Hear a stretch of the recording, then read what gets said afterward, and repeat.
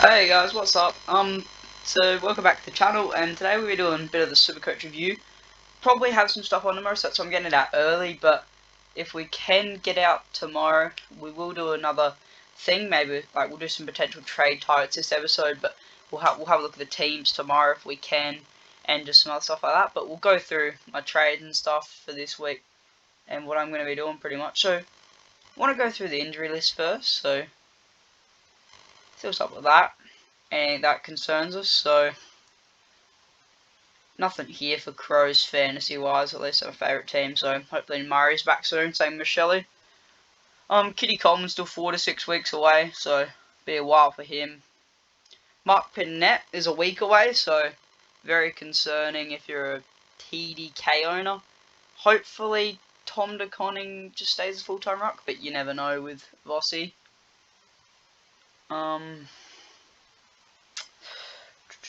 No one really from Collingwood. Jack Caldwell, so he's got that hamstring injury. It is reported he might miss a week, so if anyone, I was thinking about bringing him soon, but if anyone does have him, I would hold him, but he will probably be missing a week. Obviously they got the bye this week, but I believe it's a strained hamstring, so he'll be out for a week after that. Tom Edwards done his knee. That's tragic. It's good the Bombers looking to extend him though. Same with like Collingwood did for McGuinness.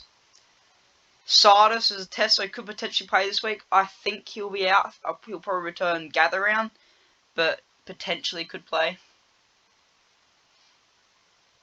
Sean Darcy's a test, so if anyone has Luke Jackson, he might be back in soon. Same with Hayden Young, he might be back in soon, so Nod owners potentially could be a bit skeptical, but I believe he'll keep dominating. Nothing really super wise here. Tom Stewart should be back this week. And if Kolodjasny comes back, we'll see how that is for O'Sullivan, but he's looking pretty good, O'Sullivan, right now. Nothing here fantasy-wise. Same here. Same with here. Melbourne. So Lindsay's the 1 to 2 weeks, so it's up to you whether you want to trade him or hold him. Like, we'll talk about it a bit later, but if you're going to go down to Moraes or you potentially up to Marek, then you definitely can trade him. But I'm probably going to hold him. I've still got some other things I'd like to do first, which I'll show you later. Warlord could be back soon. That'll be interesting. He could be a potential nice option. Zach Butter's potentially back this week, so we'll get a look at him, see how he goes, and see. I think Corn Francis' role should stay the same, but we'll see what happens there. Jeez, look at the ACLs on Richmond. That is terrible. Nothing here though. Smiley could be back soon. Filippo's still 4 to 5 weeks away. He might be a good option when he comes back in. And hopefully, if you are still a Garcia owner, you'd want Still to be out again. You've got that CBA role.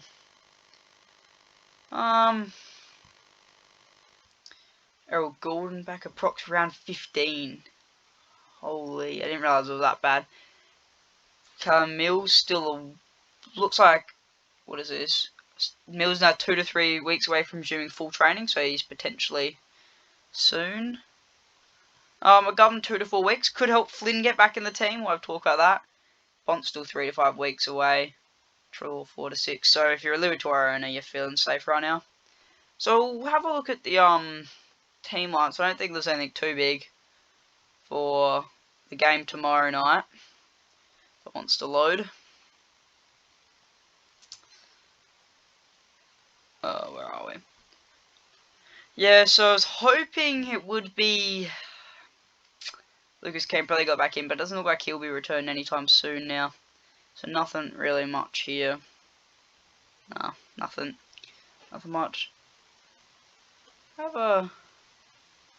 So we need the CBAs up right now, but so I'll show you what I'm doing first up, and some things I'm looking to do. So this week I'm thinking of going to Conning out to Bowie and Leak to Bice. So Leak I was going to see if he's going to play, obviously didn't, and Bice felt like you got to get in.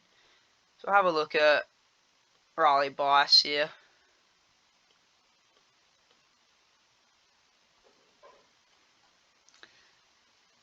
Games.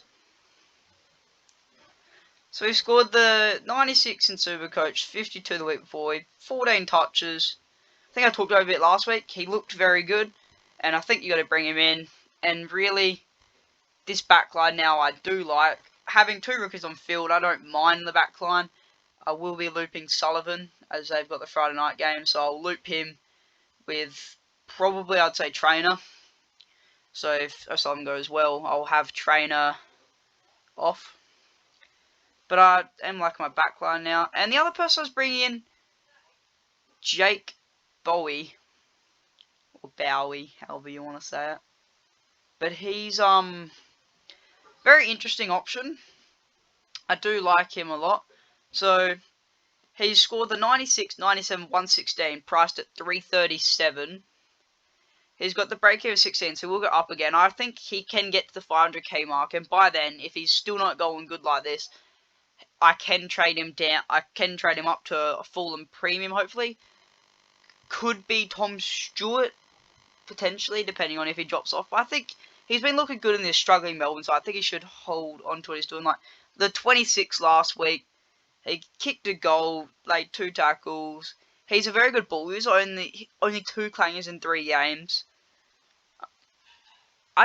He's been going well. He's a good pod pick. I think he's in about 2% of teams. I think he was in about 2% of teams. Yeah, roughly 2% of teams. I think he could be that winner. I've been lacking that edge recently. Had a better week this week, but because I had such a bad start, I probably need some pods to bring me back into it, and Bowie's going to be the first of a couple.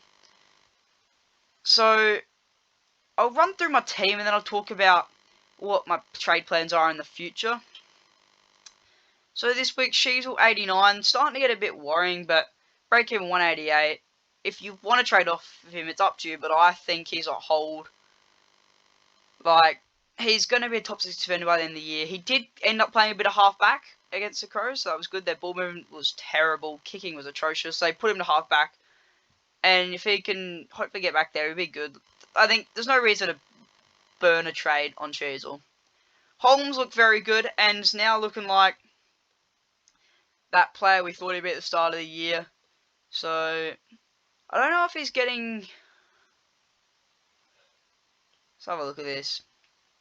Yeah, so he's had 2 very good weeks. Break-even 106, like, he will go up a bit, but you're not gonna really care about the price of him. He's getting those CBAs, so second highest, so Tom Atkins is the first highest, then he's getting the second highest. He's spending majority time in there. He's going to be good by the end of the year. Matt Roberts didn't play last week, but he's gone phenomenal. Got the captain on him. I don't know why. Just had it on him. Obviously, Bowie. Trainer pumped out a very nice 90. Old Lukey Trainer. If he struggled again last week, it was his farewell pretty much. He wasn't going to make any cash, but he come through with a big game. It was 50-24. Comes out the 90, break even at -21. If he can have another good game, he could definitely resurge his price. But 18 touches, 6 marks. I think the difference is he used the ball well this game. Like 4 and 6 clangers before that, only 1 clanger. Maybe those early nerves are settling and he's starting to find his place in the Richmond side, but it's very positive. Same with O'Sullivan. So he had another 77. He's been flying, so at the break-even -44, he'll go up. If you're picking between him and Bice, I would probably still go Bice because of the uncertainty of O'Sullivan once Colin Jasny comes back. But if you want to, he's definitely a great option bringing. He will make cash. I expect him to at least get to 300k, but hopefully more. And then Reed as well finally had a good game. Like that Thursday night game was an atrocious game, probably one of the worst games I've ever seen, but it was good to see Reed finally not look terrible, and he's gone up in price. He's now got break-even -27, looking to make cash. Now Sarong, once again, same with Sheasel. He's not had the best start so far. It's definitely a lot better than Sheasel. He's got that massive break-even, gone down about 25k, but there's no reason to... clicked on Charlie Nicholas. But there's no reason to get off of him at this point. Like, he got 35. This is his first big game against the Eagles. He had 10 clearances. He just had 8 clangers. Otherwise, we'd had a monster game. think he's starting to get locked and loaded. Longmire is suddenly working out. He's very good and shouldn't be playing him anywhere else but the guts. So, yeah, he's looking good. And Clayton Oliver, I know a couple people have been saying, like, stuff, but he had a pretty good game. We always get clangers, but he'll find the footy. In a struggling Melbourne side, he is one of the bright lights. And that 80 is it will be a rare bad game. He will definitely go a lot better. And in the wet, how good was it to see Will Ashcroft go good? Everyone was starting to trade him away. And it's good to see finally that pick has given us a bit of reward. He went up 22k. He's going to definitely go up a lot more. And he will be able to go to a premium by the end of his price cycle if you're not happy with him. So it's good to see him go monstrous. And Finn Callahan did cop a bit of a Finn McGuinness tag. It's up to you to trade him. He's got the break-even 114. I think he can definitely beat it against West Coast. He should go monstrous, but I know a couple people are trading him to go to, say, Marek. But personally, I will be keeping him in there, and I expect him to bounce back. Caleb Daniel, you know, there's not much to say here. Taking kick-ins, doing Caleb Daniel things. He will be a forward-line lock by the end of the year. Just for now, though, I have him in the midfield because Davidson, I had him on the bench last week. Not me brightest thing I've done. I had him on the bench and Hall on the field. I don't know why. I kind of was going to do something and forgot the game time and messed it all up. So it's not amazing, but I'll start him in the forward line now. And then eventually I'll swap Daniel back in. I'll probably rock this 6 with Sanders. And depending on how Sanders go, I might trade him up. I'll talk about that later. Nathan O'Driscoll, also not much to stay here. Just he's been dominating. I believe he can get up to 400k at least. He looks like a crazy pick. I didn't start him, but I'm glad I brought him in now. Henderson didn't have the greatest game, but no one from Melbourne did. Still at the break-even minus 27. He will keep going up, so there's no need to jump off him now. Camporelli, he's just in there because I need to have someone in there. Day, he finally got over the ton mark since the real Supercoach just started. Break-even 108. You can trade him if you want, but he definitely can get after his buy. I know a lot of people trade him on his buy, but I would have to use a boost for that, and I don't feel like burning another boost early, so we'll keep him in. And then Lindsay, good thing it's only 1 to 2 weeks. It looked like a bad injury, so it's really good for the young man for Melbourne. Hopefully he can get back in there soon. But the break-even at 28, he will keep going after the price rise. I expect him to keep dominating, so I'm keeping him. And then Sardis hopefully back soon. So the Conning did good once again. He's going to be my vice captain option again. Wondering how he do against Cameron. But looking at the other games, there's no one I would like for my vice captain option. So I've got him. And I'm keeping him Flynn because I'm hoping with the McGovern injury, Bailey Williams could go back and Flynn could be into the team. But I just think with Bowie, he's going to rise heaps. And that is the same for Riley Bice. So, because it's best 18, I can play a man down. And next week, everything goes wrong. Flynn doesn't play. I will 100% bring Cherry in. And with Cherry, he's got the break-even 149. So he probably will go down. So that just makes it a bit more affordable. Rankin played good again. Horn Francis had his best game of the year. It still wasn't amazing. Was really the only one giving fight in the last quarter for Port. But yeah, I'm still going to hold him. I know a lot of people are trading him to a Simpkin or all the way down to a Marek or a Humphrey. But personally, I'm keeping him for now. McRae dominant. Bailey Smith didn't have his best game, but breaking with the three, absolutely no reason to trade him, and I would still bring him in. Sanders finally had a good game. It wasn't amazing by any standards. Like, he's still handballing the ball a lot, which is not what we want to see. 24 touches, 17 of those being handballs. You want him to kick it more. I'm holding him for now. Give him another chance. Like, break even, I think, around 50. So I'll give him another chance. If he does do bad this week, he will probably go down to Marek. I like Marek over Humphrey. I'll talk about that later, though. And then Davidson, dominate. He's got a very nice break even now. Minus 88. He should go up a lot. Kako put in his best score of the year. He's got a nice break even. Same with Hall. Did very nice. And then Layla, he's definitely one to watch for next week. I'll probably trade. I think it'll be him and Flynn out next week, depending on what happens. But he's not going amazing. Hopefully against Brisbane, big game, can hopefully turn his form around a bit. But let's have a look at some of the most traded in options. So, Moraes, I can see why you want to trade him in. I just think with Butters potentially returning this week, that he might get back in the sub or push out the side somehow. If Burgoyne does go to halfback, then I think he has a good chance of staying in on the wing. But I'll give him another week and see if I want to bring him in. Humphrey and Marek, these are the two forward lines. Players that both have very nice break-evens. I think so far, you look at Humphrey, he has absolutely dominated. He's a Bailey, isn't he? He's gone well, but I still don't see it. Like, he's gone 111, 104. But he's played the Eagles and the Demons have both struggled. I think you give him... He will rise probably about by 50k this week. But I think you got to give him another game versus the Crows. An actual good team. See, if he goes well then, all reasons point to bringing him in. All signs point to bringing him in. But if not, I don't really think you can bring him in. Just because he hasn't proved it yet. And the other one, Ryan Marek. If you're looking to bring one out of the two this week, I would bring in Marek. Scored the 123. Obviously, 33 was the sub-affected. Since being on, 72, 123. And the good thing about him is he's now playing games. Let's go to... He's playing games in that halfback role, taking the kick-ins. It's looking good. 28, 26 since being on the field. He looks very good, taking kick-ins now. I think you can definitely bring him in, and he's one I'm looking at next week. Rao, we have seen him style this the past 2 years. Once again, with Humphrey, it's just see what he can do against Crows.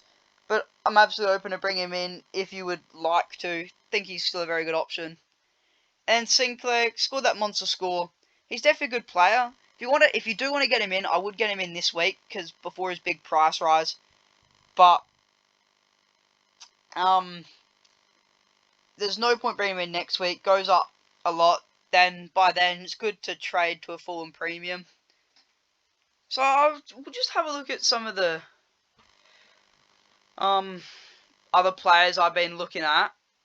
And then tomorrow, if we do get time, we'll go through the teams and some players on full and break evens I would be looking to trade in. But so one of the players I'm looking at is Jace Burgoyne potentially. He is a more expensive player at 450, but when he's in that halfback role, he looks good. 127, 121. In the halfback role, he looks amazing. Has a good break even. I think if you can bring him in this week and it's maybe a trade down from someone, I absolutely would if you want to. I think he's a very underrated option. You just got to look out for if he's playing the halfback. So I'd give it another week, but he is potentially one.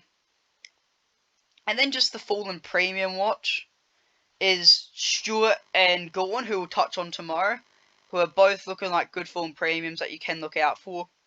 But yeah, that's it for this video. Hopefully, as I said, we'll bring one out tomorrow. This was the score last week. 1926, going up to 56,000. Hopefully by the end of this week, I'll be back up in 40,000. I want to get up maybe 10,000 each week until I'm back. Hopefully, the goal is to get top 5k by the end of the year, so we'll keep on pushing with that. Oh, we had a draw in draft. But yeah, we'll post another video tomorrow. Hopefully, next week I want to get out an NFL video just by division on the free agency, so that'll start with both the East divisions. But yeah, thanks for watching this video. Like and subscribe, and hopefully you enjoyed it, and hopefully you're doing better than me right now.